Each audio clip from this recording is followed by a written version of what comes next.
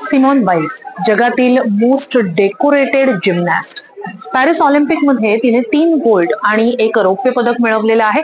तर एकंदरीतच ऑलिम्पिक स्पर्धांमधली तिची कामगिरी ही 11 मेडल्सची राहिलेली आहे, ज्यातली 7 ही सुवर्ण पदक आहे आणि 30 जागतिक चॅम्पियनशिप मधली मेडल्स तिने मिळवलेली आहेत. अर्थात इतकी दमदार कामगिरी करणारी सिमोन बाइल्स कडे यंदाच्या पॅरिस ऑलिम्पिक मध्ये विशेष लक्ष होतं. मात्र मागचं टोकियो ऑलिम्पिक मध्ये मात्र तिला खेळताच आलेलं नव्हतं. तिला माघार घ्यावी लागलेली होती आणि याचं कारण ठरलेलं होतं ते म्हणजे एका मानसिक आजाराचा सामना करत होती ती.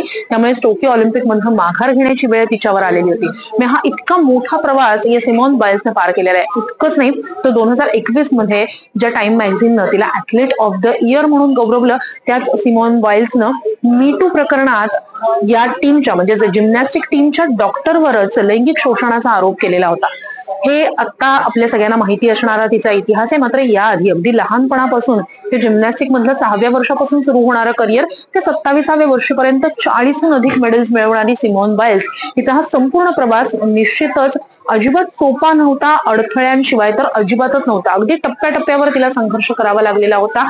मग ती कौटुंबिक पार्श्वभूमी असेल किंवा अगदी खेळाच्या मैदानातले वेगवेगळे आलेले अडथळ्यांची शर्यत असेल, हे सगळं पार करत सिमोननं स्वतःला सिद्ध केलेलं आहे. कदाचित फिनिक्स भरारी किंवा गगन भरारी यालाच म्हणत असावे.